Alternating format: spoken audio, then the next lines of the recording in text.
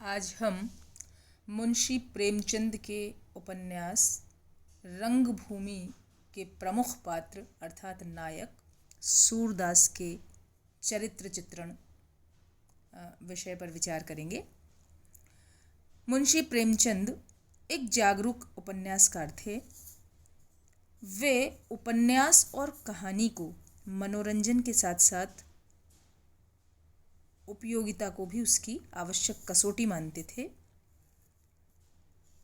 प्रेमचंद का जो रंगभूमि उपन्यास है वह 20वीं शताब्दी के प्रारंभ में भारतीय जनता की जो जीवन था उसकी विवशता और पराधीनता से मुक्ति की छटपटाहट को व्यक्त करने के लिए लिखा गया था। उस समय एक और प्रबल संगठित अंग्रेजी राजसत्ता थी और दूसरी ओर सत्य अहिंसा का संबल लेकर अन्याय और दमन को चुनौती देने वाले महात्मा गांधी हम सबके समक्ष थे। इस अहिंसक लड़ाई में संपूर्ण देश को उत्साहपूर्वक महात्मा गांधी ने अपने साथ ले लिया था। प्रेमचंद ने यह महसूस किया कि गांधी जी के नेतृत्व में सत्याग्रह संग्राम भौतिक सफलता भले ही न पाए किंतु देश की आत्मा को झकझोरने की क्षमता उसमें है, और इसी विश्वास को वाणी देने के लिए महात्मा गांधी के प्रयत्नों का मूल्यांकन करने के लिए प्रेमचंद ने रंगभूमि उपन्यास की रचना की और उस उपन्यास में गांधीवादी राजनीतिक, सामाजिक और आर्थिक मूल्यों को परखने के लिए सूरदास जैसे पात्र की सृष्टि की। रंगभूमि का जो नायक है सूरदास, वह गांधीवादी विचारधारा का प्रतिनिधित्व करता है। सूरदास नेत्रहीन है, गरीब है, हीन जाति में जन्मा है, फिर भी वह इस उपन्यास का नायक है। प्रेमचंद ने उसकी चारित्रिक वैशिष्ट्य के कारण ही उसे नायकत्व का दर्जा दिया है। वह ऐतिहासिक या पौराणिक प्रसिद्ध महापुरुष नहीं है। अपनी सामान्य स्थिति, दरिद्रता, अकिंचनता में भी वह संपूर्ण उपन्यास को प्रभावित करता है और समस्त कथाएं, उपकथाएं, प्रसंग और प्रकरण उसी में आकर समाहित हो जाते हैं। अन्य चरित्र सूरदास के पूरक चरित्र मात्र बनकर रह गए हैं। अंत तक उसका अडिग और अजेय विश्वास उसे नायक होने की गरिमा प्रदान करता है। प्रेमचंद सूरदास से कहलवाते हैं कि हम हारे तो क्या, मैदान से भागे तो नहीं, रोए तो नहीं, धांधली तो नहीं की, फिर खेलेंगे, जरा दम ले लेने दो, हार हार कर तुम ही से खेलना सीखेंगे और एक ना एक दिन जीत हमारी होगी। इस प्रकार रंगभूमि का नायक जो सूरदास है वह तत्कालीन समय और परिस्थितियों की उपज है और पूरी तरह उस पर गांधीवादी प्रभाव है। सूरदास का जो बाह्य व्यक्तित्व है वह तो गांधी जी से कम मिलता है, किंतु उसका आंतरिक व्यक्तित्व पूरी तरह महात्मा गांधी के सदृश है। बाह्य व्यक्तित्व का चित्रण करते हुए लेखक कहते हैं, भिखारी था, अपंग था, अंधा था, दीनहीन था, कभी भरपेट दाना नसीब नहीं हुआ, कभी तन पर वस्त्र पहनने को नहीं मिला। इस प्रकार बना था, किंतु आंतरिक व्यक्तित्व हृदय, धैर्य और क्षमा, सत्य और साहस का अगाध भंडार था। देह पर मांस न था, पर हृदय में विनय, शील और सहानुभूति भरी हुई थी। उसका अंतर्मन वीतरागी था। उसने जान सेवक को वैराग्य की पहचान इस प्रकार बताई, साहब, वैरागी होने के लिए भभूत लगाने और भीख मांगने की ज़रूरत नहीं है।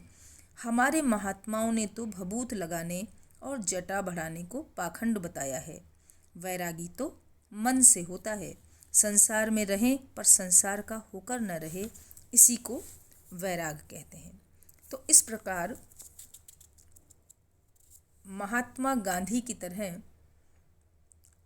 वह मन से महात्मा था, अंतर्मन से सन्यासी था और सभी का भला करने का भाव उसके मन में था।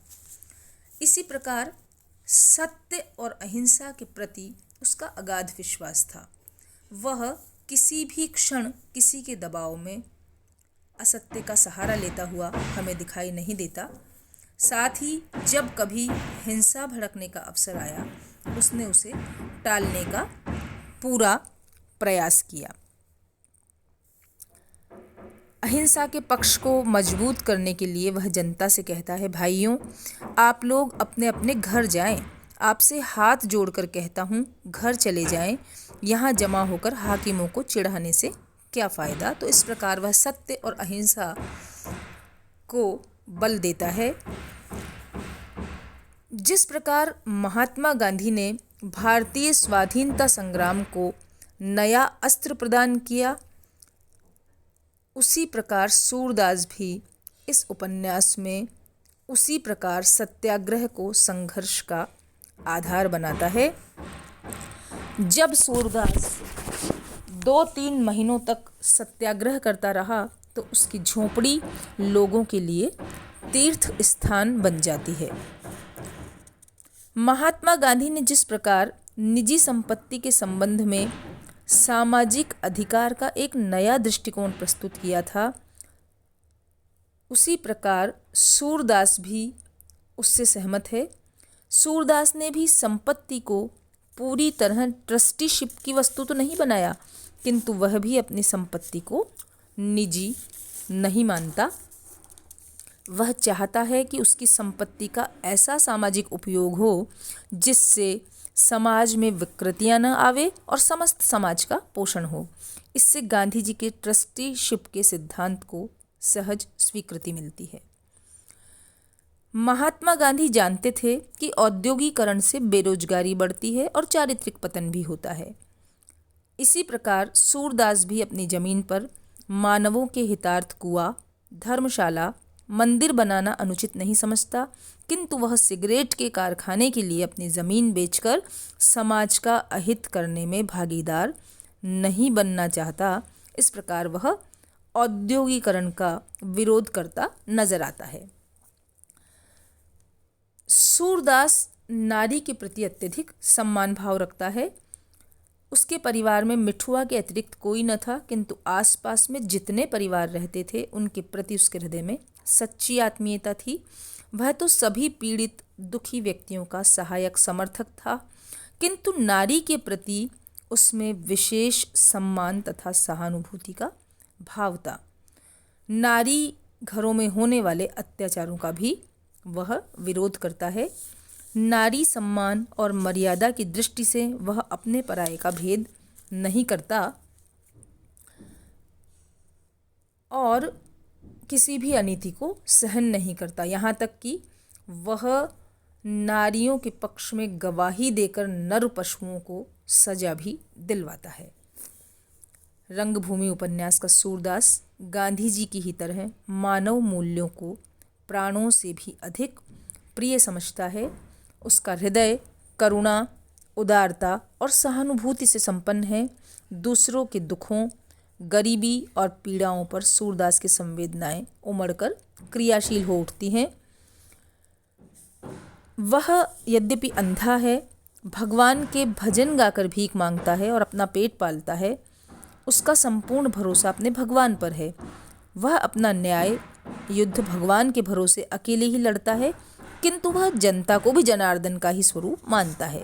उसे विश्वास है कि व्यक्ति, अधिकारी, कर्मचारी, परिजन असत्य के साथ हो सकते हैं, किंतु पंच तथा जनता एक बार सच्चाई से अवगत हो जाएं तो वह सत्य का ही साथ देती हैं। इसलिए सूरदास पर जब भी किसी अन्याय और अत्याचार का हमला होता है, वह जनता की अदालत में पहुंच गया और अपनी फरियाद उसने जनता जनार्दन को सुनाई। सूरदास में जो सबसे बड़ा गुण है वह है अन्याय का विरोध करना। उसने किसी भी स्तर पर अन्याय को सहन नहीं किया। प्रेमचंद के शब्दों में, वह साधु न था, महात्मा न था, देवता न था, फरिश्ता भी न था। एक क्षुद्र शक्तिहीन प्राणी था, चिंताओं और बाधाओं से घिरा हुआ, जिसमें अवगुण भी थे और गुण भी। गुण कम थे, अवगुण बहुत। क्रोध, लोभ, मोह, अहंकार, ये सभी दुर्गुण उसमें उसके चरित्र में भरे हुए थे। गुण केवल एक था, अन्याय देखकर उससे रहा न जाता था, अनीति उसके लिए असह्य थी। इसी प्रकार उसका निस्वार्थ सेवा भाव भी उपन्यास में हमें सर्वत्र दिखाई देता है। समग्रतः कहा जा सकता है कि सूरदास महात्मा गांधी के अहिंसक सत्याग्रहों की पृष्ठभूमि में प्रेमचंद की कलम से संवारा गया ऐसा चरित्र है, जो अपनी दुर्बलताओं, सबलताओं, जय पराजय में भी भारतीय जीवन की विवशता और अन्याय दमन की स्थितियों में हमारा मार्गदर्शन करता है, मार्गदर्शक बनता है। उसमें गांधी चरित्र के दर्शन होते हैं।